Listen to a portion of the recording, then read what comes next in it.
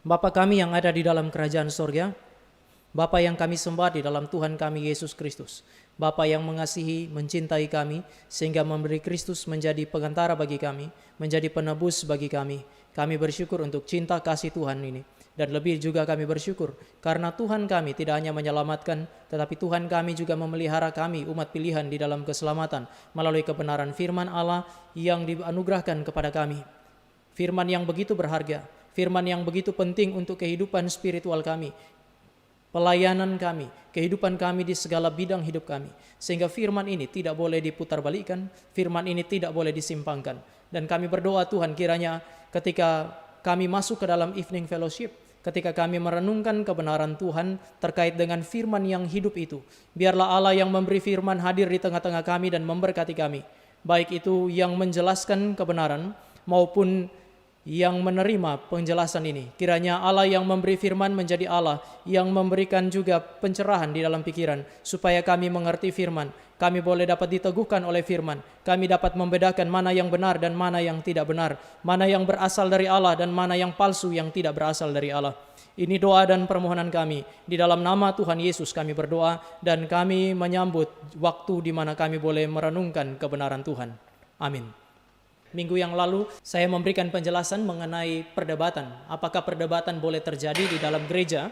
Dan saya telah memberikan penjelasan bahwa dalam konteks ajaran yang salah, di dalam konteks penyesatan, Alkitab bahkan menggerakkan, mendorong kita untuk melakukan apa yang disebut sebagai perdebatan. Dengan demikian perdebatan itu bukan sesuatu yang asing bagi gereja. Saya bilang bahwa ini adalah jalan yang ditempuh oleh Yesus Kristus. Ini adalah jalan yang ditempuh oleh rasul-rasul, ini adalah jalan yang ditempuh oleh nabi-nabi, ini adalah jalan yang juga ditempuh oleh pemimpin-pemimpin gereja pada saat reformasi. Dan Tuhan memberkati jalan ini. Dengan demikian gereja tidak bisa menghindari jalan ini. Oleh karena bagi kita perdebatan adalah sesuatu yang wajar, perdebatan adalah satu jalan yang bisa Tuhan pakai untuk kemudian menyatakan kebenarannya. Maka hari ini kita juga masuk di dalam satu tema yang baru terkait dengan wahyu baru, menguji klaim Tuhan berbicara kepada saya, yang seringkali dikemukakan oleh banyak hamba Tuhan pada masa kini. Alkitab adalah wahyu Allah yang khusus. Dia adalah wahyu Allah yang khusus di mana Tuhan menyatakan diri dan kehendaknya. Tuhan membukakan kepada umat pilihannya tentang diri dan kehendaknya di dalam kata-kata. Sekali lagi, Alkitab adalah wahyu Allah yang khusus di mana Allah membukakan diri, menyatakan diri dan kehendaknya di dalam kata-kata bagi umat pilihannya. Alkitab memiliki otoritas ilahi karena disampaikan oleh nabi-nabi dan rasul-rasul, orang-orang yang diinspirasi Allah. Ada otoritas ilahi pada kata-kata yang disampaikan oleh nabi, oleh rasul dan penulis-penulis Alkitab. Otoritas ini ditegaskan melalui klaim, misalnya Tuhan berbicara kepada saya, atau berfirmanlah Tuhan, Tuhan berkata, Tuhan berfirman. Ini disebut sebagai klaim otoritatif. Ini muncul di dalam tulisan nabi untuk memberi petunjuk kepada para pembaca bahwa Allah benar-benar berbicara kepada mereka, dan kata-kata yang mereka ucapkan, kata-kata yang mereka tuliskan memiliki otoritas sebagai otoritas ilahi. Oleh sebab itu saya bilang bahwa Alkitab itu berisi kata-kata yang memiliki otoritas ilahi yang disampaikan kepada kita melalui para nabi dan para rasul.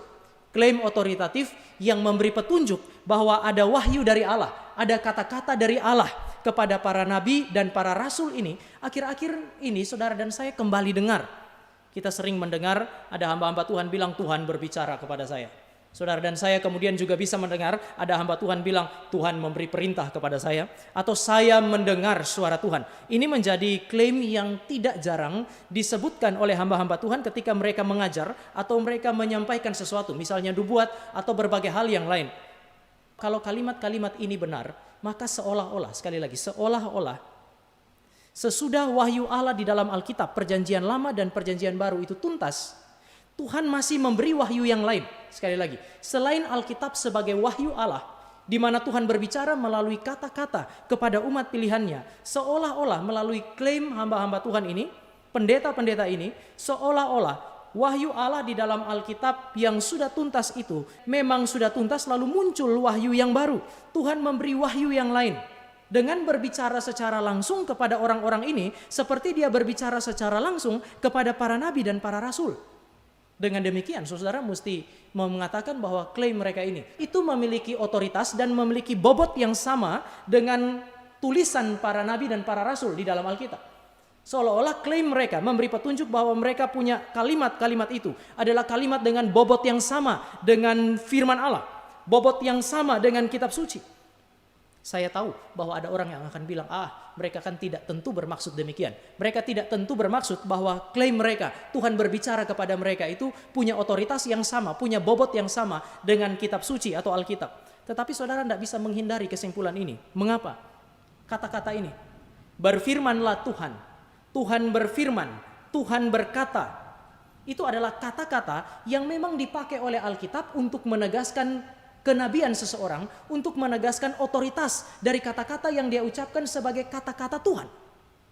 Jadi kalimat-kalimat ini adalah kalimat otoritatif untuk menegaskan otoritas orang yang memberitakan firman. Itu benar-benar firman yang berasal dari Allah. Ini alasan pertama mengapa saya bilang bahwa mereka mengklaim wahyu yang baru. Mereka mengklaim mereka punya kalimat, itu punya bobot yang sama dengan Alkitab atau firman Allah.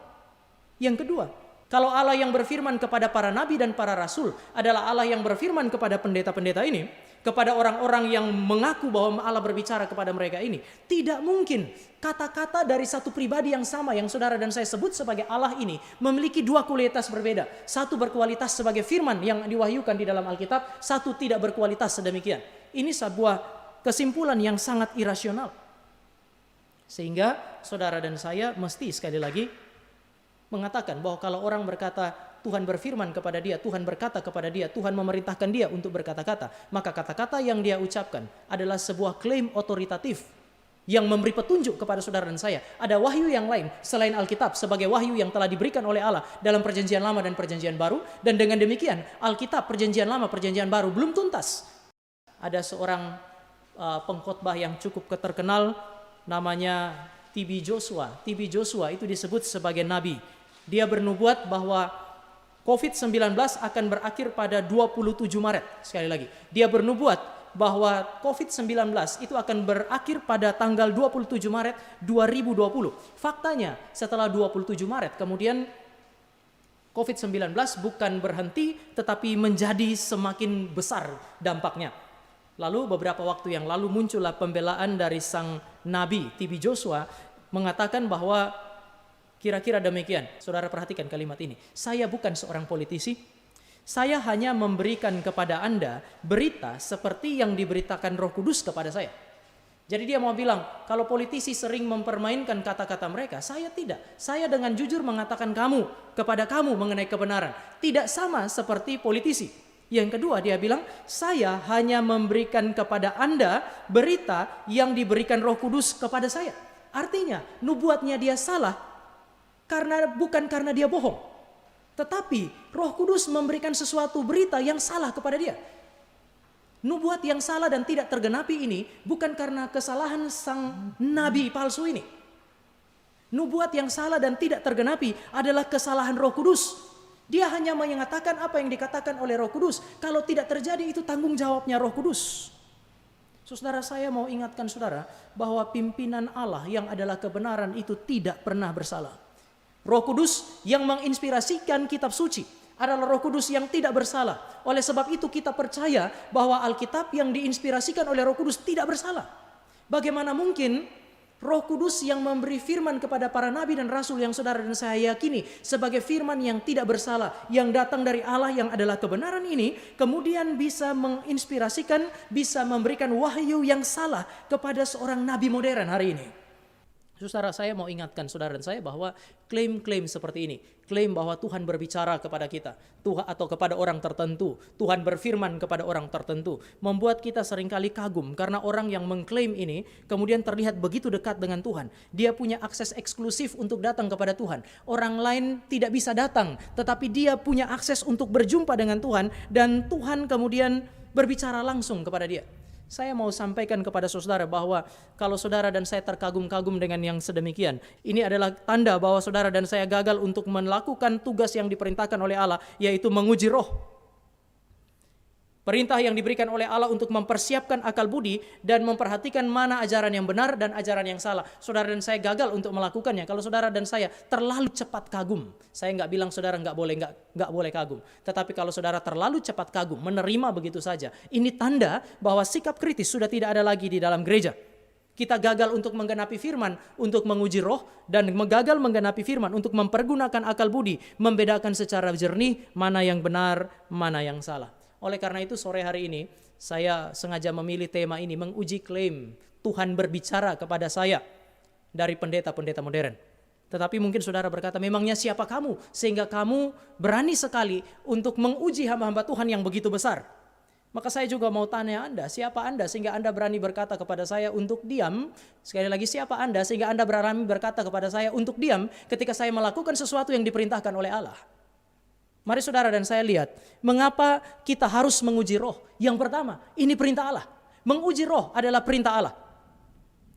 Kalau Yohanes mengatakan di dalam 1 Yohanes 4 ayat 1, ujilah setiap roh. Dia bilang jangan cepat percaya kepada segala sesuatu, tetapi ujilah roh. Itu berarti tidak ada seorang yang mengaku hamba Tuhan yang terlalu istimewa sehingga tidak perlu diuji. Termasuk kata-kata saya hari ini. Apa yang saya sampaikan kepada saudara, mestinya saudara uji dan tidak terima mentah-mentah. Yang kedua, kalau saudara baca di dalam 1 Petrus. 1 Petrus pasal yang pertama ayat yang ke-13. Sebab itu, siapkanlah akal budimu. Siapkanlah akal budimu. Waspadalah, karena di konteks ini adalah penyesatan. Waspadalah dan letakkanlah pengharapanmu seluruhnya atas kasih karunia yang dianugerahkan kepadamu pada waktu penyataan Yesus Kristus. Perintah yang pertama adalah menguji roh. Jangan terlalu mudah percaya. Perintah yang kedua datang dari Petrus di dalam konteks 1 Petrus di mana ada penyesatan. Di situ dia bilang, siapkanlah akal budimu. Mempersiapkan dan mempergunakan akal budi di dalam menghadapi segala ajaran yang ditawarkan kepada saudara dan saya. Maka menguji roh itu bukan tanda orang sombong. Menguji roh itu bukan tanda kesombongan. Kalau saudara bilang, siapa kamu terlalu sombong untuk kemudian mengajak kami untuk menguji klaim hamba-hamba Tuhan besar itu. Sekali lagi, siapa Anda sehingga Anda berani melarang seseorang untuk melakukan perintah yang diperintahkan Allah? Menguji roh bukan tanda kesombongan. Justru bagi saya, menguji roh adalah tanda kerendahan hati. Tanda kerendahan hati untuk mentaati kehendak Allah. Allah menghendaki engkau dan saya untuk menguji setiap klaim, menguji setiap roh yang datang kepada saudara dan saya dan mau menawarkan sesuatu kepada saudara dan saya. Saudara dan saya harus menguji. Menguji roh adalah ekspresi ketaatan kepada Allah. Ini fakta bahwa saudara dan saya sementara rendah hati, percaya kepada Allah dan tunduk kepada firman-Nya. Terlalu sombong orang-orang yang berkata bahwa mereka tidak perlu menguji roh dan menerima begitu saja. Orang-orang seperti inilah orang-orang sombong. Yang kedua, menguji roh adalah ekspresi kerendahan hati. Mengakui secara jujur bahwa diri kita, saudara dan saya, meskipun kita adalah gereja yang sejati, kita tidak imun terhadap apa yang disebut sebagai ajaran yang salah. Ajaran yang salah bisa datang dalam gereja. Malaikat yang gelap itu menyamar menjadi malaikat terang. Serigala berbulu domba hadir di dalam gereja. Dan kita begitu mudah diserang. Kita begitu rentan terhadap ajaran-ajaran yang salah ini. Maka kita perlu waspada. Menguji roh adalah ekspresi kerendahan hati. Mengakui bahwa kita terlalu lemah. Mengakui bahwa kita terlalu rentan terhadap tipu muslihat iblis melalui ajaran sesat. Maka seharusnya orang yang mengatakan siapa kamu sehingga kamu berani untuk menguji kata-kata dari hamba Tuhan yang besar, saudara seharusnya bertobat. Anda terlalu sombong. Mengapa Anda mencegah orang melakukan sesuatu yang melupakan ekspresi kerendahan hati? Kesombongan yang sedemikian seharusnya tidak ada tempatnya di dalam gereja. Mengapa? Karena ini pelanggaran terhadap perintah Allah dengan jelas. Maka hari ini sekali lagi saya mau mengajak saudara untuk menguji roh yang berbicara kepada pendeta-pendeta ini. Saya bagi 2 ujian secara umum. Yang pertama adalah ujian yang saya sebut sebagai ujian rasional. Ada orang yang bilang, kok diuji secara rasional? Bukankah Alkitab, bukankah gereja hidup di dalam kehidupan spiritual yang begitu luar biasa? Kita menghidupi pelayanan-pelayanan yang sifatnya supranatural. Realita rohani yang supranatural ini tidak bisa dipahami oleh akal. Bagaimana mungkin ini diuji secara rasional? Kamu terlalu sombong, Tama. Kamu mau menguji apa yang disebut, sekali lagi, apa yang disebut sebagai supranaturalitas, hal-hal rohani dengan akal budimu yang terbatas. Tetapi saya mau ingatkan saudara, pertama, suprarasional tidak sama dengan irasional. Saya percaya bahwa Alkitab itu sesuatu yang supranatural, sesuatu yang melampaui akal, tetapi Alkitab tidak irasional. Spiritualitas orang Kristen adalah spiritualitas yang supranatural, melampaui hal-hal yang natural, tetapi dia tidak irasional. Yang kedua, saya mau kasih ingat kepada saudara dan saya, spiritualitas Kristen yang sejati itu melibatkan fungsi rasio. Saudara, Allah kita adalah Allah yang disebut sebagai kebenaran. Allah adalah kebenaran. Dia kebenaran. Yang ketiga, menguji ketidakbenaran. Makin saudara dan saya paham yang benar, saudara akan peka ketika ketidakbenaran itu muncul. Sekali lagi, kalau saudara belajar terus yang salah, tidak tentu saudara akan peka ketika kebenaran menampakkan diri. Tetapi kalau saudara belajar dengan tekun kebenaran, termasuk firman Tuhan atau kebenaran apapun yang diberikan dan itu benar, ketika saudara belajar dengan sungguh-sungguh, begitu yang gak benar muncul, saudara akan sangat peka. Nah, Allah yang adalah kebenaran memberikan kepekaan spiritual terhadap benar dan tidak benar ini dengan memberikan rasio kepada kita, memberikan akal budi kepada kita. Oleh sebab itu tadi Petrus bilang, siapkanlah akal budimu. Akal diberikan oleh Allah untuk memahami kebenaran. Berarti Petrus sementara berkata, siapkanlah akal budimu untuk memahami kebenaran Injil. Tetapi akal yang diberikan oleh Allah untuk memahami kebenaran ini harus juga waspada terhadap ketidakbenaran. Maka perintah Petrus itu harus diterjemahkan demikian. Siapkanlah akal budimu untuk waspada terhadap ketidakbenaran. Saya mau ingatkan saudara bahwa Alkitab kita adalah Alkitab yang satu sisi ditulis oleh manusia, terlihat sangat natural, tetapi juga sangat supranatural dan sangat dalam. Justru karena Alkitab ini supranatural dan dalam, maka ada pihak tertentu yang bisa masuk dan memutarbalikkan firman Tuhan dan menipu kita.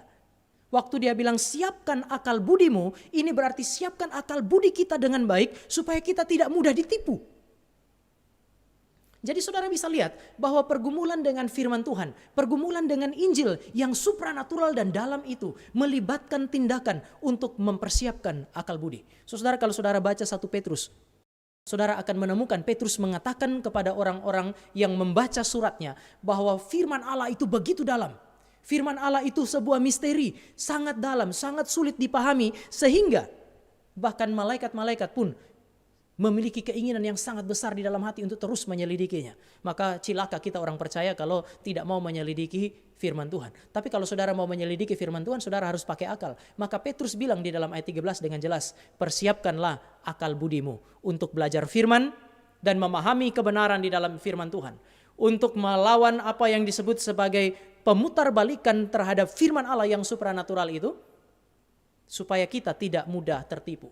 Saudara bisa lihat bahwa Tuhan memerintahkan kepada kita supaya menggunakan akal budi kita bergumul dengan firman, dan ini berkaitan dengan spiritualitas kita. Spiritualitas sejati melibatkan fungsi rasio. Tapi tidak berhenti di situ. Saudara menemukan Matius, Markus, dan Lukas. Mereka punya variasi di dalam kalimat ketika mereka mengatakan kasihilah Tuhan Allahmu dengan segenap hatimu, segenap jiwamu, dan seterusnya. Tetapi di dalam variasi Matius, Markus, dan Lukas ada satu kata yang selalu sama dan tidak pernah diabaikan, yaitu kasihilah Tuhan Allahmu dengan segenap akal budimu. Sekali lagi, mengasihi Allah dengan akal budi. Spiritualitas Kristen melibatkan hati yang mencintai Allah, tetapi ini tidak berarti mengabaikan akal budi yang memahami kebenaran. Kasih kepada Allah harus diekspresikan dengan cara yang benar. Mengasihi Allah dengan benar menuntut saudara dan saya mengasihi Allah dengan akal budi. Sekali lagi, kalau akal budi tidak penting, mengapa Matius, Markus, dan Lukas ketika mereka menulis ada variasi di situ? Tetapi ada satu yang sama, tidak variatif, yaitu mengasihi Allah dengan segenap akal budi. Melibatkan fungsi rasio. Spiritualitas Kristen itu adalah spiritualitas yang supranatural namun juga rasional. Dengan demikian ujian rasional adalah sesuatu yang wajar-wajar saja. Tentu saja kita menguji berdasarkan prinsip-prinsip firman Tuhan. Tapi untuk ujian rasional, saudara pertimbangkan 2 poin ini. Pertama, orang-orang yang berkata bahwa Tuhan berfirman kepada mereka, Tuhan memerintahkan kepada mereka. ketika mereka mengatakan sesuatu, seringkali ini tidak terjadi. Sekali lagi, tidak jarang. Apa yang mereka katakan itu meleset. Tidak terjadi. Ini masalah besar sebenarnya. Kalau benar Tuhan yang mengatakannya, kok bisa tidak terjadi? Saya kasih contoh. Pendeta Niko menghardik COVID-19 dan kemudian krisis ekonomi. Lalu kemudian dia bernubuat bahwa COVID-19 dan krisis ekonomi akan selesai saat Paskah. Jadi ini adalah sebuah nubuat yang spesifik. Tuhan memberi perintah untuk menghardik, Tuhan memberi perintah untuk kemudian bernubuat bahwa akan selesai setelah Paskah, 10 April yang lalu berarti. Tetapi saudara dan saya tahu, nubuat ini gagal, tidak terjadi, bahkan COVID-19 makin menjadi-jadi. Saya dengar ada yang mengatakan bahwa sudah menurun. Saudara lihat hari ini, sejak tanggal 10 masuk tanggal 13, negara-negara yang sudah dikatakan aman dari COVID-19 mempersiapkan diri terhadap serangan kedua. Artinya situasinya menjadi semakin rumit. Orang kedua, TB Joshua, dia bilang 27 Maret 2020 COVID-19 selesai. Lalu kemudian dia gagal. Nubuat ini gagal. Kalau memang Tuhan yang kasih, kok bisa gagal? Lalu kemudian dia beri alasan bahwa dia hanya mengatakan apa yang dikatakan oleh Roh Kudus. Berarti Roh Kudus yang berbicara dengan dia, menipu dia. Saudara, kalau gagal dan tidak terjadi, makan COVID-19 ini makin menjadi-jadi. Saya mau ajak saudara pikir secara rasional. Pertama, Allah adalah kebenaran. Allah adalah kebenaran, berarti Allah tidak berdusta dan Allah tidak bersalah. Bagaimana mungkin Roh Kudus yang berbicara kepada TB Joshua itu kemudian bisa bersalah dan bisa mengatakan sesuatu yang sifatnya dusta? Ini bukan Roh Kudus yang ada di dalam Alkitab. Yang kedua, saudara pikir baik-baik. Allah Alkitab adalah Allah yang bijak dan tidak berubah. Pribadinya tidak berubah. Keputusan-keputusan bijaknya juga tidak berubah. Kalau pribadi dan keputusannya tidak berubah, bagaimana mungkin ketika dia berkata kepada dua pendeta ini mengenai sebuah keputusan, menghardik COVID-19, menghardik krisis ekonomi, dan akan selesai pada saat Paskah, itu tidak terjadi. Tuhan seperti apa ini? Tuhan seperti apa yang sementara berfirman? Tuhan seperti apa yang sementara memberikan keputusan ini? Setelah hamba Tuhan yang setia bersuara, menyampaikan nubuatnya, dia membatalkan keputusannya. Mungkin dia melakukan kesalahan. Tuhan yang salah ini bukan Tuhan Alkitab. Pribadi yang tidak bijak, yang mengambil keputusan secara gegabah, sehingga dia harus terus mengulangi keputusan yang baru, mengambil keputusan baru setelah keputusan yang lama itu muncul. Itu manusia. Itu bukan Allah yang ada di dalam Alkitab. Saya mau ingatkan saudara, jika Tuhan yang berbicara kepada orang-orang ini adalah Tuhan yang benar, Tuhan yang bijak dan Tuhan yang tidak berubah, maka semua yang mereka katakan pasti terjadi. Tidak ada yang salah dan tidak ada yang berubah. Sekali lagi, kalau itu betul berasal dari firman Tuhan, pasti terjadi. Karena Allah ini adalah Allah yang bijak dan tidak berubah. Tidak bersalah karena dia adalah Allah yang benar. Tidak berubah keputusan itu karena dia adalah Allah yang tidak mengubah keputusannya. Dia tidak butuh nasihat manusia untuk kemudian mengubah apa yang dia katakan. Maka saudara mesti ingat peringatan di dalam Ulangan 18 ayat 20 sampai 22. Jika seorang nabi datang atas nama Allah dan berkata sesuatu kepada kamu atas nama Tuhan, tetapi kata-katanya itu tidak terjadi, itu pasti nabi palsu. Apa maksudnya? Kalau nabi palsu, perkataannya tidak terjadi. Mengapa? Kalau nabi asli bawa nama Tuhan, Tuhan yang benar, Tuhan yang tidak berubah, Tuhan yang tidak berdusta ini, pasti menggenapi perkataan-perkataan itu. Maka perkataan itu tidak mungkin gagal. Nabi sejati tidak mungkin meleset, nabi sejati tidak mungkin gagal. Dan kalau Tuhan berbicara kepada seseorang, katanya demikian lalu gagal, sudah pasti itu adalah orang yang menyuarakan suara yang palsu, yang tidak berasal dari Tuhan. Maka saudara dan saya perlu mempertimbangkan sekarang kalimat-kalimat yang dikatakan ini. Tuhan berbicara kepada saya. Secara rasional, klaim mereka yang meleset ini membuktikan kalimat itu tidak berasal dari Tuhan dan jelas Tuhan tidak berbicara kepada mereka. Yang kedua, secara rasional coba saudara pertimbangkan. Karena kalimat atau klaim-klaim orang yang mendengar suara dari satu Tuhan ini bisa saling bertentangan. Tadi tidak terjadi, sekarang saling bertentangan. Ini menarik karena ini diangkat juga oleh pendeta Esra Soru dan pendeta Muriwali Yanto Matalu. Mereka melihat fenomena ini. Pertama, pendeta Niko. Pendeta Niko bilang begini, COVID-19, krisis itu sudah terjadi. Entah COVID-19, entah krisis ekonomi. Itu sudah terjadi. Sehingga dia menghardik. Kalau dia menghardik, berarti sudah terjadi. Bagaimana mungkin dia menghardik yang belum terjadi? Makanya dia bilang, pendeta Niko mengatakan bahwa pada saat Paskah akan selesai. Jadi sudah terjadi dan selesai pada bulan April. Bagaimana dengan seorang pendeta yang lain yang juga Tuhan ajak bicara dan bahkan Tuhan bawa dia untuk berjalan-jalan sampai ke tempat di mana Tuhan ada. Pendeta Tony Daud mengatakan bahwa krisis akan terjadi pada bulan Juni, berarti belum terjadi. Dan berakhir pada kira-kira tahun 2023. Saudara lihat ya, satu Tuhan bicara kepada dua pendeta, dua nabi, dan dua nabi ini memberikan klaim berbeda. Satu bilang sudah terjadi, satu bilang belum terjadi. Satu bilang saya akan hardik dan selesai karena sudah terjadi, yang satu bilang belum, nanti baru terjadi Juni dan berakhir 2023. Ini belum termaksud TB Joshua yang mengatakan sudah terjadi dan sudah selesai. TB Joshua dan pendeta Niko sama-sama mengatakan sudah terjadi. Cuman Tuhan yang berbicara kepada mereka memberikan tanggal berbeda kepada mereka. Yang satu pada saat Paskah bulan April, yang satu berbicara pada 27 Maret. Jadi Tuhan ini adalah Tuhan yang berubah setiap bulan. Tuhan mereka berubah. Sekali lagi, kalau Tuhan berubah setiap bulan, ini Alkitab nggak bisa dipercaya. Saudara mesti percaya kepada kitab yang lain yang lebih kemudian muncul dari sini, karena mungkin saja Tuhan berfirman melalui itu. Pikir secara rasional. Gunakan akal budi Anda yang Allah berikan kepada Anda. Sekarang mari kita mulai pikirkan. Dapatkah firman dari satu Allah yang sama? Allah yang katanya tidak berdusta dan tidak bersalah. Allah yang keputusan-keputusannya pasti itu. Menghasilkan nubuat yang berbeda. Bahkan bertentangan satu sama lain. Ini omong kosong. Ini sesuatu yang tidak mungkin terjadi. Allah yang berkarya secara supranatural atau suprarasional itu bukan Allah yang irasional. Allah yang saudara dan saya lihat di dalam Alkitab adalah Allah yang konsisten dengan firman-Nya. Dia enggak akan memberikan dua berita kepada dua berita berbeda kepada dua nabi yang berbeda. Itu sesuatu yang mustahil. Bagaimana firman yang bertentangan datang dari satu Allah yang sama?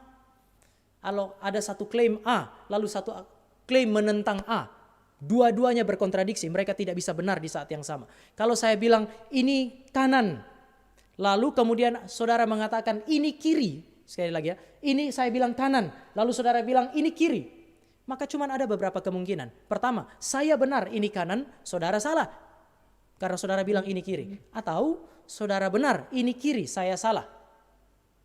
Jadi kemungkinan pertama adalah salah satu di antara dua orang yang berkontradiksi ini salah. Kemungkinan yang kedua adalah dua-duanya salah. Ternyata ini bukan kanan, ini bukan kiri. Itu kemungkinan yang kedua. Tetapi tidak mungkin dua klaim yang bertentangan ini sama-sama benar. Ya, itu kanan dan itu kiri. Atau kalau saya bilang ini utara, saudara bilang itu selatan, itu mustahil. Kita benar bersama-sama di saat yang sama. Tidak mungkin. Maka kalau ada klaim yang bertentangan antara pendeta Niko dengan pendeta Tony Daud, mereka dua tidak mungkin benar bersama-sama. Salah satu di antara mereka pasti salah. Kemungkinan pertama. Tapi yang kedua, saya yakin yang kedua yang benar, dua-duanya salah. Karena jelas-jelas dua-duanya tidak tergenapi. Kenapa? Karena tidak mungkin dua yang bertentangan ini benar pada saat yang sama. Mari kita lihat hati kita. Sekarang mungkin beberapa di antara saudara mulai marah sama saya. Bagaimana jika saya berkata, Tuhan berkata kepada saya bahwa 3 hamba Tuhan ini tidak benar? Apakah Anda percaya? Anda yang marah akan berkata tidak percaya. Anda yang senang mungkin bilang kami percaya. Tetapi kalau saudara bilang saudara percaya, saudara terlalu naif karena saudara baru bertentangan dengan penjelasan saya yang pertama. Kalau saudara bilang tidak percaya, saya mau tanya, mengapa saudara tidak percaya waktu saya berkata, Tuhan bilang kepada saya mereka bohong? Mengapa saudara tidak percaya kepada saya, tapi mengapa Anda percaya begitu saja bahwa Tuhan berbicara kepada mereka? Dari mana Anda tahu saya bohong? Dari mana Anda tahu bahwa mereka benar? Saudara mesti pikir secara rasional. Iman Kristen adalah iman yang tidak irasional. Iman Kristen adalah jenis spiritualitas yang melibatkan fungsi rasio. Maka pakai fungsi rasio itu dengan benar. Kita harus menguji semua ini. Dan tentu saja, alat ujian yang paling kuat adalah konsistensi dengan firman Allah. Maka saya kira saya sudah selesai dengan yang pertama. Kita menguji secara rasional dan kita mendapati klaim-klaim mereka tidak bisa dipercaya. Klaim-klaim mereka tidak bisa diterima secara rasional. Klaim-klaim mereka adalah klaim-klaim yang gagal secara rasional. Pertama, karena meleset. Padahal Allah kita tidak pernah meleset. Saya tidak tahu apakah saudara pernah mengimani Allah yang meleset. Tetapi tidak mungkin Allah yang benar, Allah yang sejati itu meleset firman-Nya. Yang kedua, mereka gagal terhadap ujian-ujian yang sifatnya rasional karena klaim mereka itu bertentangan satu sama lain. Kalau bertentangan satu sama lain, maka tidak mungkin berasal dari satu Allah yang sama. Oleh sebab itu, setelah mengajak saudara melihat ujian yang pertama, yaitu ujian rasional, saya mau ajak saudara untuk melihat ujian yang kedua, yaitu kita menguji dengan firman Tuhan. Kita menguji dengan firman Tuhan. Yang pertama, saudara dan saya mencoba untuk menguji klaim mereka berdasarkan firman Tuhan yang mereka klaim. Dan saya ambil satu contoh karena yang begitu clear dalam konteks ini adalah Pendeta Niko. Pendeta Niko mengutip cerita di dalam Injil Matius, Markus, dan Lukas. 3 Injil sinoptik ini menceritakan satu cerita yang sama, yaitu Yesus menghardik angin dan danau. Pendeta Niko klaim bahwa dia disuruh oleh Tuhan menghardik COVID-19 dan krisis ekonomi seperti, saudara perlu menggarisbawahi kata seperti Yesus menghardik angin dan danau. Pertanyaan saya adalah, seperti Yesus dalam hal apa? Sekali lagi, seperti Yesus dalam hal apa? Apakah hanya dalam kata-kata yang sama? Diam, tenanglah, diam, tenanglah. Wah, kalau hanya sama dalam kata-kata, ini bisa ditiru dan bisa dilakukan oleh siapapun. Seperti Yesus tentu saja di dalam bobot perintah dan kata-katanya. Bukan hanya kesamaan kata, tetapi bobot perintah, bobot kata-katanya. Sebagai firman yang dititipkan Allah untuk dikatakan. Bobot kata-kata diam, tenanglah seperti Yesus Kristus bukan hanya sekedar kesamaan di dalam kata, tetapi di dalam bobot. Sebagai firman yang dititipkan oleh Allah. Firman yang diperintahkan oleh Allah untuk diperkatakan melawan COVID-19 dan melawan krisis ekonomi. Dan tentu saja, klaim ini seperti Yesus bukan hanya di dalam bobot perintah dan kata-kata, tetapi di dalam efektivitas perintah atau tindakan Yesus Kristus. Nampak dari hasil yang pasti. Yesus Kristus misalnya waktu dia bilang diam dan tenanglah, itu bukan hanya sekedar kata-kata biasa. Itu adalah sebuah kata-kata yang berbobot sebagai firman Allah. Oleh karena itu angin dan danau tunduk kepada dia. Lalu saya juga mesti katakan bahwa dia bukan hanya punya bobot sebagai firman, tetapi juga nampak melalui efektivitasnya. Angin dan danau itu bisa langsung berhenti.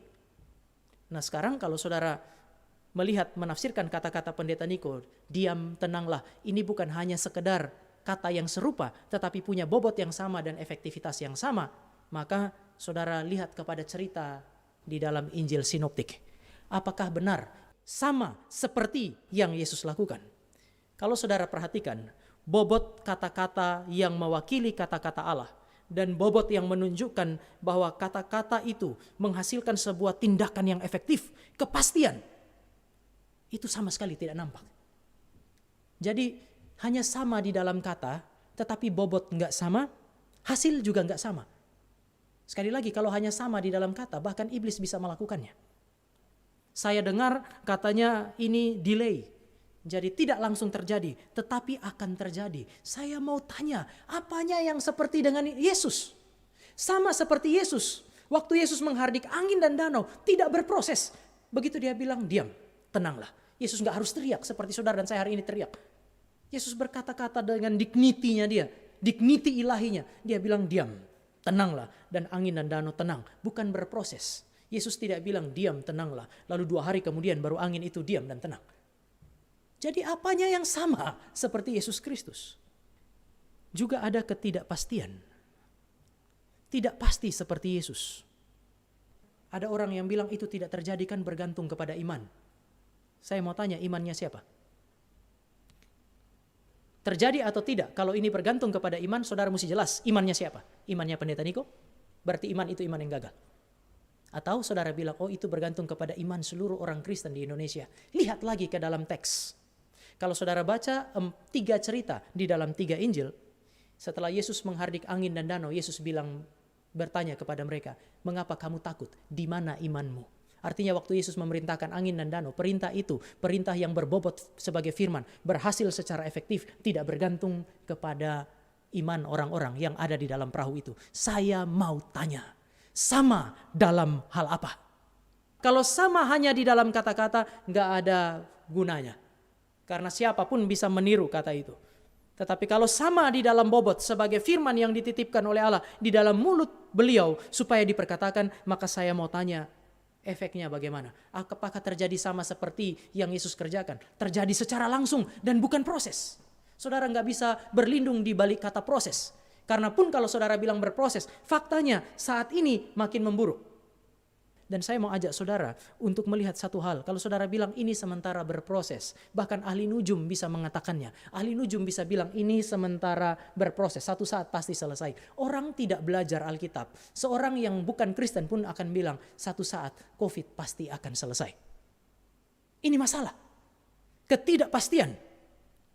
Maka waktu beliau berkata, saya berkata seperti Yesus. Saya hanya bisa bilang bahwa ya, sama di dalam kata-kata, tetapi tidak sama di dalam bobot. Dengan demikian apa yang beliau katakan itu berbeda dengan apa yang dilakukan oleh Yesus Kristus.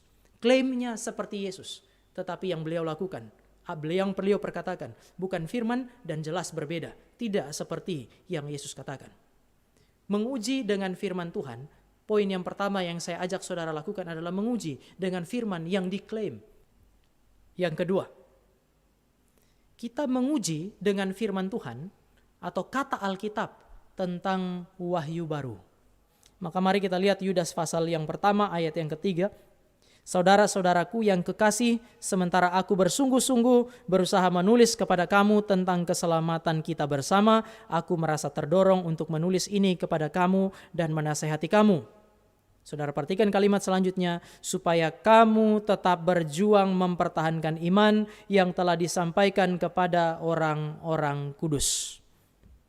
Saya minggu yang lalu mengajak saudara untuk merenungkan kata tetap berjuang mempertahankan iman, dan itu bisa melibatkan perdebatan. Hari ini saya mau mengajak saudara berfokus kepada iman yang telah disampaikan kepada orang-orang kudus.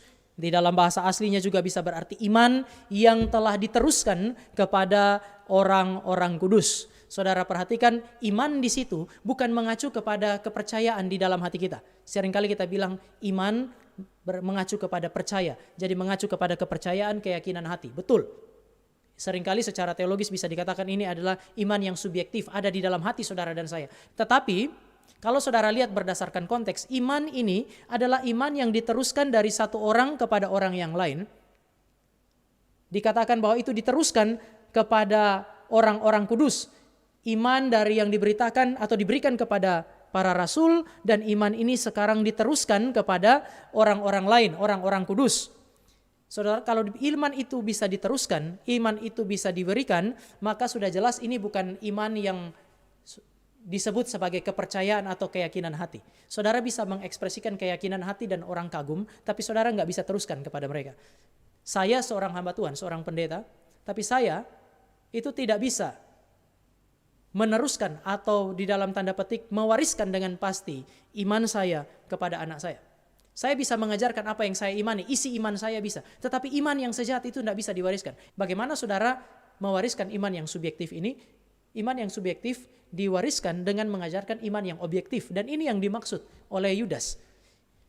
Yang dimaksud dengan iman di dalam Yudas pasal yang ketiga adalah isi iman.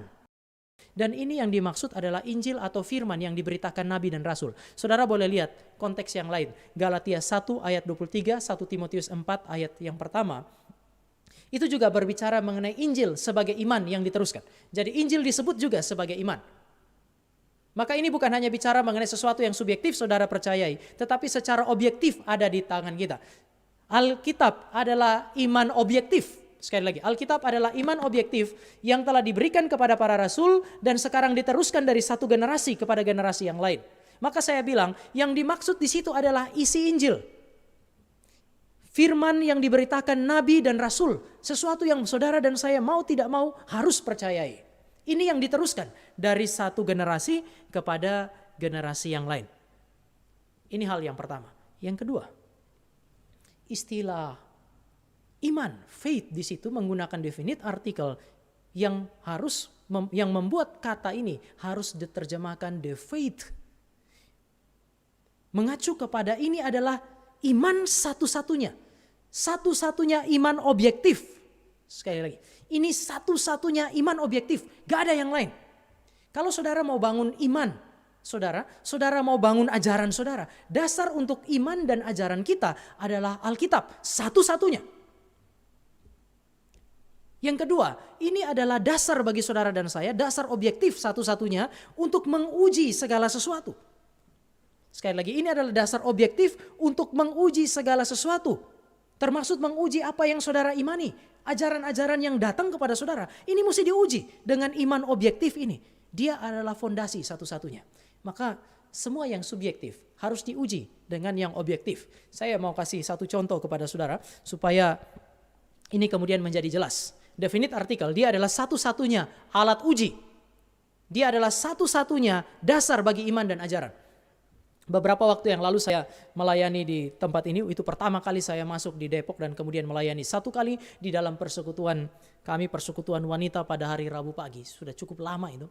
Ada satu orang yang datang dan waktu itu saya ingat saya yang menyampaikan firman Tuhan. Selesai berkhotbah, kita ngobrol dengan baik, lalu kemudian orang ini datang dan berbicara kepada saya kira-kira demikian. Khotbahnya baik tetapi Tuhan Yesus tidak berbicara. Saya agak sedikit terkejut lalu saya tanya, maksudnya Tuhan Yesus bicara seperti apa? Bapak berkhotbah, tetapi Tuhan Yesus tidak berbicara secara langsung. Lalu saya bilang, bagaimana kita bisa mendapatkan suara itu? Lalu dia bilang, saya dalam persekutuan dengan saudara-saudara saya, persekutuan dengan saudara kami itu kami berdoa. Saya lupa hari apa, tapi dia bilang bahwa mereka itu sering berdoa setiap malam di dalam satu minggu itu. Ada satu malam, setiap malam mereka rutin untuk beribadah bersama-sama. Satu waktu mereka berdoa untuk seluruh keluarga mereka. Dan mereka ingat pertama kakek mereka. Kakek mereka sudah meninggal dan papa mereka itu sudah meninggal. Dan dua-duanya meninggal sebagai orang yang tidak percaya. Lalu akhirnya di dalam doa mereka berdoa kepada Tuhan. Minta Tuhan tunjukkanlah kepada kami di mana kakek dan papa kami ini berada. Ada satu waktu di mana karena kami tidak mendapatkan jawaban, kami memutuskan untuk selama 1 minggu berpuasa. Kami berdoa berpuasa, tidak makan, tidak minum, kami hanya menyanyi berdoa. Setelah itu kami keluar mandi bersih-bersih, lalu kemudian masuk lagi berdoa berpuasa, terus berdoa. Dalam kondisi yang begitu lemah, tiba-tiba satu waktu adik saya laki-laki itu di dalam doa kami, adik saya yang laki-laki itu berbicara. Dan dia berbicara dengan suara yang lain. Itu bukan suara adik saya, Pak. Itulah suara Tuhan Yesus. Tuhan Yesus berbicara melalui adik saya dengan suara yang begitu lembut sehingga kami menjadi begitu sejahtera. Waktu dia datang dia bilang, akulah Yesus. Lalu saya bilang, lalu apa yang terjadi? Dia bilang, dan saya kemudian kami bertanya kepada dia, di mana opa dan di mana papa? Karena mereka tidak percaya mereka ada di neraka. Lalu kami semua itu berduka cita, kami menangis, kami berteriak-teriak kepada Tuhan Yesus. Lalu kami minta kepada dia, bisa tidak pindahkan papa dan opa dari neraka menuju ke sorga. Lalu Tuhan Yesus bilang, tidak bisa. Lalu kami berkata kepada Tuhan Yesus yang berbicara melalui adik kami, kami tidak akan berhenti berdoa dan berpuasa. Bila perlu kami akan menangis sampai mati. Jika opa dan papa tidak dipindahkan dari neraka ke sorga. Karena kami terus berteriak dan menangis. Berseru kepada Tuhan Yesus yang berbicara melalui adik kami itu, Pak. Akhirnya Tuhan Yesus dengan hati yang iba. Tuhan Yesus berkata, baiklah. Oleh karena kalian berdoa berpuasa. Sehari ini juga saya akan pindahkan kakekmu dan juga ayahmu dari neraka menuju ke sorga. Saya sedikit terkejut dengan kesaksian ini. Lalu saya bilang itu pasti bukan Yesus. Lalu dia bilang, bagaimana Bapak tahu? Bagaimana Bapak tahu bahwa itu bukan Yesus? Lalu saya tanya dia, bagaimana Ibu tahu bahwa itu Yesus? Pak, waktu dia bicara saya sejahtera. Damai bukan ukuran, itu suara Yesus Kristus. Saya mau tanya dari mana Ibu tahu? Saya hanya dapatkan damai sejahtera. Dan dia bicara. Dan Bapak tahu dia bicara melalui suara yang lain yang bukan suara adik saya. Lalu saya tanya, pernahkah Ibu baca Alkitab dan mendapati bahwa Tuhan merampas kesadaran seorang manusia lalu berbicara melalui dia sehingga dia berbicara melalui suara yang lain? Dengan kata lain, pernahkah Tuhan berlaku seperti setan? Roh Kudus berlaku seperti setan, merampas kesadaran manusia lalu merasuki dia? Cuman setan yang merasuki manusia. Tuhan tidak pernah melakukan itu. Saudara, periksa dari Kejadian sampai Wahyu, Tuhan gak pernah rampas kesadaran manusia. Dalam cerita itu, kesadaran adiknya itu hilang. Lalu Tuhan Yesus bicara dari sana. Saya bilang itu pasti bukan Yesus. Orang yang dipakai oleh Tuhan, bukan orang yang kehilangan kesadarannya. Karena itu tidak ada catatan di dalam Alkitab. Yang kedua, di dalam Alkitab semua sudah selesai. Orang kalau mau selamat dari neraka, masuk ke sorga, jalan keluarnya adalah percaya kepada Yesus Kristus sebagai Tuhan dan Juru Selamat selama dia hidup. Tetapi tidak ada cerita orang yang ada di neraka dipindahkan dari neraka menuju ke sorga karena doa daripada anak-anaknya ataupun keluarganya, termasuk dengan doa dan puasa. Itu enggak ada di dalam Alkitab. Maka kita bisa pastikan bahwa hal ini adalah karya iblis. Ini bukan pekerjaan Yesus Kristus. Itu adalah perjumpaan saya yang pertama dan perjumpaan terakhir dengan beliau. Pengalaman itu harus ditafsirkan. Tidak ada pengalaman yang betul-betul berbicara sendiri. Kalau hari ini saya adalah seorang hamba Tuhan, saya berjalan dengan seorang ateis, kami menyeberangi rel kereta di Depok dan kemudian kami ditabrak, mobil kami itu hancur, tetapi waktu kami keluar kami tidak ada apa-apa. Saya akan bilang puji Tuhan.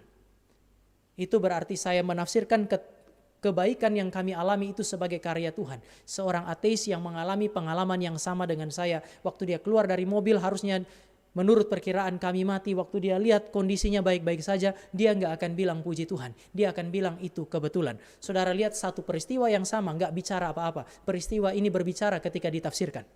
Maka pengalaman baru bisa bicara benar atau tidak kalau ditafsirkan.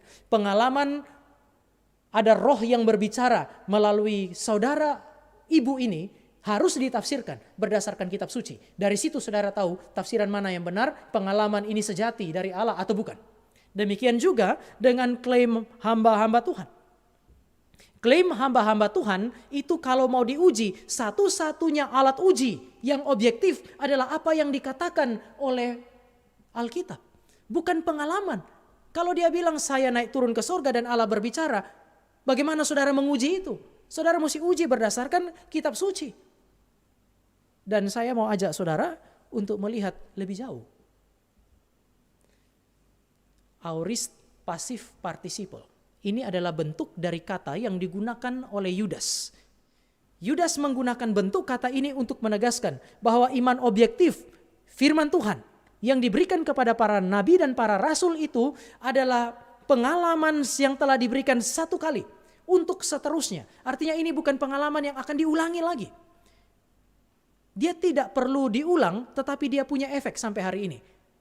Jadi saudara dan saya kalau mau mengerti zaman kita, lihatlah kepada kitab suci, bergumul dengan kitab suci, lalu saudara dan saya mengerti zaman, mengerti pengalaman-pengalaman kita. Bukan saudara dan saya menanti Tuhan bicara kepada kita. Saudara pikir lagi sekali lagi secara rasional. Abraham itu umurnya berapa? 170-an tahun. Dan seumur 170-an tahun sebagai bapak orang beriman, berapa kali Allah bicara langsung sama dia?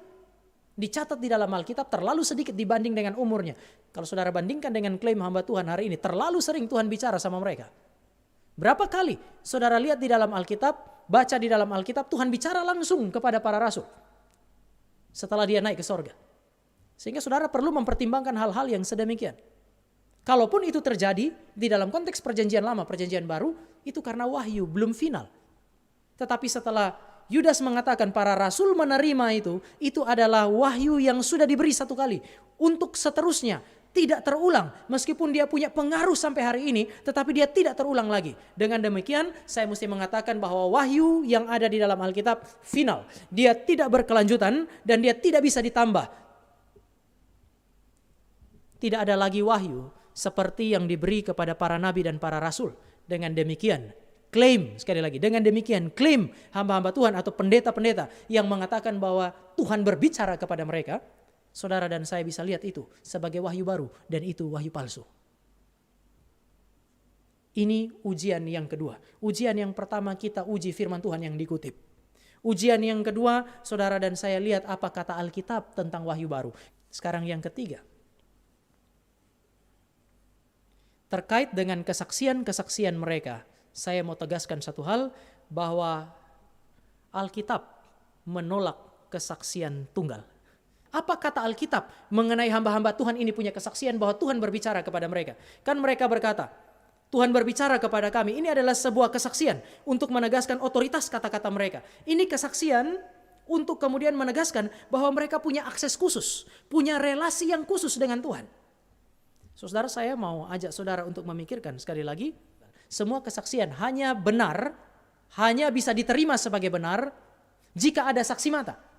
Jadi Alkitab menuntut saksi mata dan menolak keabsahan kesaksian tunggal. Saudara boleh tanya kepada hamba-hamba Tuhan yang bernubuat ini, siapa saksi? Sekali lagi, siapa saksi bahwa Tuhan berbicara kepada mereka? Karena Alkitab bilang kalau tidak ada 2 paling kurang atau 3 orang saksi, sebuah kesaksian tidak dapat dipercaya. Saya kutip ayat-ayat ini dan saudara boleh periksa. Sebuah kesaksian dinyatakan benar, boleh diterima kalau ada saksi di sana. Alkitab menolak kesaksian tunggal. Itu kenapa waktu Yesus mengutus 70 murid, dia mengutus mereka berdua-dua. Ada yang mengatakan mengutus berdua-dua supaya apa? Supaya mereka itu bisa saling menguatkan. Saya setuju. Tetapi ingat bahwa ketika murid-murid pulang, mereka harus datang dan kemudian mereka harus bercerita. Kami mengusir setan, iblis kami kalahkan, kami bikin mujizat dan seterusnya. Kalau hanya 1 orang pulang cerita, itu enggak cukup. Harus ada 2 orang supaya yang satu menguatkan kesaksian yang lain. Tuhan Yesus pun taat kepada apa yang dikatakan kitab suci perjanjian lama. Para rasul mengulangi prinsip ini. Paulus mengulanginya. Penulis Ibrani mengulanginya. Yesus pun melakukannya. Sekali lagi, dia mengutus 70 murid berdua-dua bukan hanya supaya saling menguatkan, tetapi supaya ada saksi yang menguatkan, yang mendukung kesaksian mereka. Sebab Alkitab bilang, hanya dengan kesaksian 2 atau 3 orang sebuah perkara dapat diterima kebenaran. Perkara Tuhan berbicara kepada pendeta siapapun hanya bisa diterima kalau ada saksi di sana. Mungkin saudara akan bilang begini, tapi itu para rasul, waktu Tuhan bicara kepada mereka, siapa saksinya? Waktu Tuhan berbicara kepada para nabi, siapa saksinya? Maka saudara, mari kita lihat beberapa hal ini. Pertama, para nabi dan para rasul ketika mereka menulis tulisan-tulisan mereka, mereka punya yang namanya informal control. Informal control itu kalau saudara bandingkan dengan masa perjanjian baru, informal control itu saksi mata yang bukan rasul. Jadi katakanlah kalau perjanjian lama Musa melakukan itu, ya informal control itu orang Israel yang ada di sekitar mereka atau orang-orang Mesir. Informal control, saksi-saksi mata yang mendukung penulis ataupun yang melawan penulis. Misalnya, saya kasih contoh 1 Korintus 15. Waktu cerita mengenai kebangkitan Kristus dan kenaikan ke sorga, Paulus bilang ada 500 saksi mata. 500 saksi mata yang menyaksikan itu. Sebagian di antara mereka sudah mati, tapi sebagian yang lain masih hidup. Paulus menunjuk kepada saksi-saksi ini. Ini disebut sebagai informal control. Musa waktu bikin 10 tulah dan kemudian dia tulis mengenai 10 tulah. Tulisan Musa itu kan dipublish kepada orang Israel pada saat generasi pertama yang melihat itu masih hidup. Mereka masih hidup, mereka adalah saksi mata. Benar atau tidak benarnya segala sesuatu yang ditulis oleh Musa. Kalau dia bohong, maka mereka akan bersaksi bahwa itu bohong. Tetapi ada saksi mata yang disebut sebagai informal control. Waktu murid-murid menuliskan tulisan mereka, mereka menyebutkan nama-nama orang dengan tujuan supaya orang-orang ini menjadi saksi. Alkitab adalah sebuah kitab yang sangat terbuka untuk diuji. Dan oleh karena sistem ini adalah sistem yang terbuka, Alkitab memberi peluang untuk informal control menguji itu. Tetapi informal control adalah saksi mata. Kesaksian informal control penting. Jadi tulisan Nabi dan Rasul, itu bukan tulisan yang merupakan kesaksian tunggal. Yang kedua adalah formal control. Formal control ini kalau dalam perjanjian baru ya kesaksian di antara para rasul. Waktu Paulus menulis, Petrus mengatakan bahwa tulisan Paulus itu adalah firman Allah. Artinya Petrus bersaksi tentang kerasulan Paulus dan inspirasi Allah atas tulisan-tulisan Paulus. Demikian juga kalau saudara lihat di dalam perjanjian baru. Tulisan seseorang, katakanlah murid rasul seperti Lukas, itu pun ketika dia menulis tulisannya dia, itu masih bisa dikontrol kebenarannya oleh siapa? Oleh orang yang namanya rasul. Dengan demikian, ini bukan sebuah kesaksian tunggal. Waktu nabi-nabi bernubuat dan nubuat itu terjadi katakanlah di dalam diri Yesus Kristus, rasul-rasul menulis jelas dengan mengatakan ini adalah apa yang dicatat di dalam perjanjian lama. Sehingga nubuatan para nabi adalah nubuatan yang tergenapi dan penggenapannya disaksikan, dikonfirmasi oleh para rasul. Gak ada saksi tunggal di sana. Salah satu kitab yang paling sensitif, sekali lagi, salah satu kitab yang paling sensitif adalah kitab Wahyu. Dalam konteks yang saudara dan saya bicarakan. Karena itu diberikan di Pulau Patmos ketika orang yang bernama Yohanes itu sendirian di sana. Sehingga banyak orang bilang begini, nah itu dia kan, itu berarti dia saksi tunggal. Saya mau ingatkan saudara bahwa ini bukan kesaksian tunggal. 404 ayat, saya kutip Simon Kistemaker. 404 ayat di dalam kitab Wahyu berkorespondensi langsung dengan 500 rujukan di dalam perjanjian lama. Sekali lagi, 404 ayat di dalam Wahyu itu berkorespondensi, itu berkaitan, itu didukung oleh 500 rujukan di dalam perjanjian lama. Dia belum bicara mengenai perjanjian baru. Maka kehadiran saksi mata adalah sesuatu yang sangat penting untuk memberi dukungan kepada kesaksian nabi dan rasul. Ini adalah prasyarat mutlak. Yesus melakukannya. Rasul-rasul juga melakukannya. Anehnya, pendeta-pendeta zaman sekarang justru mengklaim wahyu yang sifatnya privat dan eksklusif.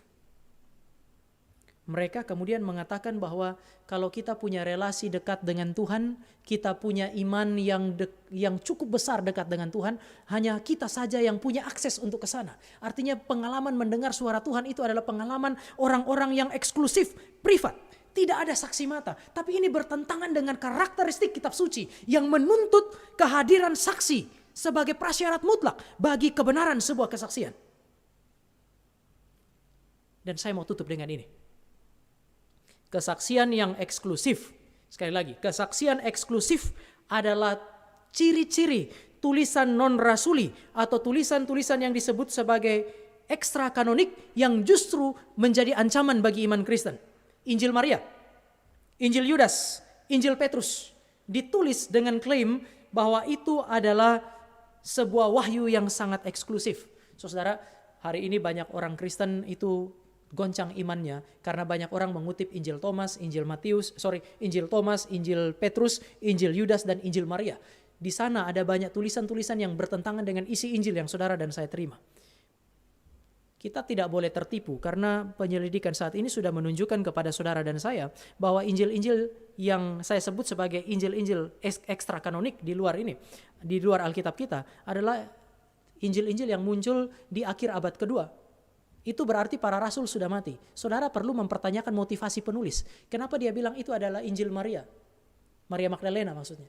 Mengapa dia bilang itu adalah Injil Petrus? Mengapa dia bilang itu adalah Injil Yudas? Mengapa dia bilang bahwa itu adalah Injil Thomas? Mengutip nama-nama orang penting ini. Seolah-olah orang penting ini yang tulis. Padahal orang penting ini sudah mati di abad pertama. Mereka menulis di abad kedua. Tetapi mereka mengutip nama-nama orang yang hidup di abad pertama. Untuk apa? Untuk mendapatkan otoritas. Seolah-olah kamu harus dengar ajaran kami. Meskipun ajaran kami bertentangan dengan kitab suci, kamu harus dengar. Coba lihat. Ini adalah ajaran para rasul, orang-orang yang dekat dengan Yesus. Nah saudara, kalau saudara tanya jadi siapa saksinya? Saudara-saudara mesti lihat bahwa tulisan-tulisan ini, tulisan-tulisan palsu ini mengklaim akses eksklusif. Saya pakai satu contoh, Injil Maria. Pada waktu ada satu ajaran di dalam Injil Maria yang kemudian bertentangan dengan tulisan-tulisan kitab suci. Tetapi kemudian itu didukung oleh kalimat-kalimat seperti ini. Murid-murid kumpul lalu Maria datang. Waktu Maria datang lalu kemudian dikatakanlah begini oleh murid-murid. Kamu ini kan orang yang paling dekat dengan Tuhan. maka bukan tidak mungkin setelah dia naik ke sorga, dia masih berbicara kepada kamu meskipun tidak berbicara kepada kami. Lalu Maria mengatakan apa yang dikatakan oleh Tuhan Yesus yang sudah naik ke sorga kepada dia. Dan kata-kata dia itulah yang tertulis di dalam Injil Maria meskipun bertentangan dengan Injil-Injil yang lain di dalam kitab suci. Jadi saudara lihat ya, dia kutip nama orang dengan cara menipu. Yang kedua, dia mengklaim bahwa dia punya akses langsung untuk berjumpa dengan Yesus, untuk menyampaikan ajaran, bahkan yang bertentangan dengan apa yang disebut sebagai tulisan-tulisan yang kanonik. Yang saya mau ajak saudara untuk lihat adalah justru ciri-ciri ajaran palsu, bahkan di dalam abad-abad awal gereja mula-mula, adalah menutup peluang untuk verifikasi. Mereka mengklaim akses yang eksklusif. Mereka tidak memberi peluang untuk kesaksian yang lain untuk mendukung mereka, karena ini adalah kesaksian tunggal. Mereka tidak bisa menyajikan saksi-saksi. Oleh karena itu, maka tulisan ini begitu lemah. Yang kedua, menyebut pendeta yang mengajar jemaat hari ini. Mereka juga mengklaim hal yang sama dengan apa yang diklaim oleh tulisan-tulisan palsu ini. Mereka mengklaim akses eksklusif sehingga tertutup terhadap verifikasi atau pembuktian. Tidak ada saksi di sana. Sekali lagi saya mau bertanya kepada saudara, jika hari ini khotbah ini, ajaran ini menjadi polemik, dari mana Anda percaya kalau saya bilang Tuhan berbicara kepada saya untuk mengatakan bahwa kesaksian-kesaksian itu palsu? Mengapa saudara percaya, mengapa saudara tidak percaya? Kalau saudara percaya berdasarkan apa yang saya katakan hari ini, berarti saudara ngawur. Tetapi kalau saudara tidak percaya, pertanyaannya adalah, mengapa saudara tidak percaya? Dan pertanyaan lebih lanjut, mengapa saudara misalnya tidak percaya waktu saya berkata Tuhan berbicara kepada saya, tapi saudara percaya dengan mudahnya kepada orang-orang yang memiliki kesaksian tunggal bahwa Tuhan berbicara kepada mereka? Mengapa saudara pakai standar ganda? Mengapa Anda pakai standar ganda untuk mengklaim atau memberikan penilaian bahwa satu hamba Tuhan tidak mungkin Tuhan bicara kepada dia, dan hamba Tuhan yang lain pasti Tuhan bicara kepada dia, kesaksiannya benar? Saudara nggak bisa pakai perasaan. Saudara mesti kembali kepada kitab suci. Dan hari ini saya ajak saudara untuk melihat dua petunjuk. Pertama, ujian yang sifatnya rasional. Yang kedua, ujian yang sifatnya biblikal. Kita kembali kepada kitab suci. Melalui ujian yang saya sebut sebagai ujian rasional, kita menunjukkan bahwa klaim-klaim pendeta-pendeta yang mendengar suara Tuhan ini, pertama meleset. Ini menunjukkan bukan Tuhan yang berbicara. Yang kedua, berkontradiksi satu sama lain. Bagaimana mungkin satu Tuhan yang benar, yang tidak kontradiktif itu, kemudian memberikan firman yang berkontradiksi? Sama sekali irasional kalau saudara dan saya percaya kepada kesaksian yang sedemikian. Klaim ini palsu. Yang kedua, ujian yang bersifat biblikal. Saudara dan saya merujuk kepada firman yang diklaim oleh mereka. Dan saudara lihat, kata seperti Tuhan Yesus itu sama sekali berbeda hasilnya dengan apa yang dilakukan oleh Tuhan Yesus.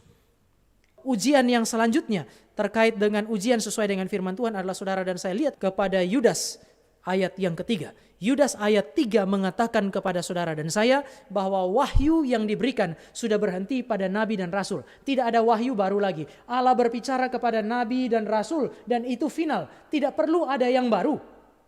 Itu telah diberikan satu kali untuk seterusnya. Dia punya efek untuk selama-lamanya. Efeknya sampai selama-lamanya, tetapi tindakan pewahyuan sudah berhenti di sana.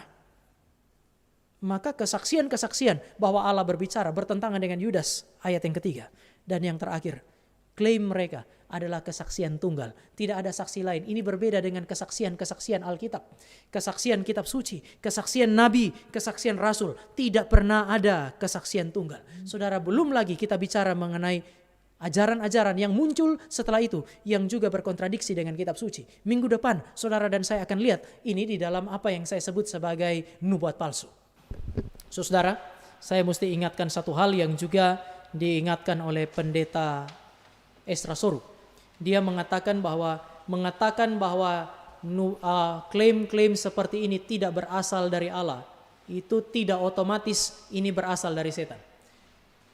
Waktu orang berkata saya berbicara atas nama Tuhan dan tidak terjadi, itu sudah pasti bukan dari Tuhan. Tetapi ada kemungkinan yang lain. Ini dari setan. Tapi bukan cuma dua ini, Tuhan atau setan saja. Tetapi ada kemungkinan yang ketiga. Dia melakukan kesalahan. Dia pikir Tuhan berbicara kepada dia. padahal Tuhan tidak berbicara kepada dia. Atau tidak berasal dari Tuhan, tidak berasal dari setan, tetapi memang dia melakukan penipuan. Oleh karena itu, maka semua kita yang mendengar hal ini perlu mempertimbangkan secara kritis. Dan jika Anda adalah hamba Tuhan, seharusnya yang terjadi adalah pertobatan. Mari kita berdoa. Bapa di sorga, kami bersyukur untuk kasih karunia Allah bagi kami. Kami bersyukur bahwa Tuhan tidak membiarkan kami tinggal di dalam kesalahan, tetapi Tuhan membukakan kepada kami kebenaran firman, supaya kami mengerti apa yang benar dan apa yang salah. Kami berdiri di atas kebenaran, melawan yang tidak benar. Kami berdoa, biarlah Tuhan yang memimpin kami. Entah telinga kami dan hati kami dipuaskan oleh firman Allah. Telinga kami merasa senang dengan apa yang diberitakan. Ataukah hati kami menjadi begitu marah dan telinga kami menjadi merah oleh karena kebenaran yang disampaikan hari ini. Tuhan bekerjalah di dalam hati kami masing-masing. Di dalam nama Tuhan Yesus kami berdoa. Amin.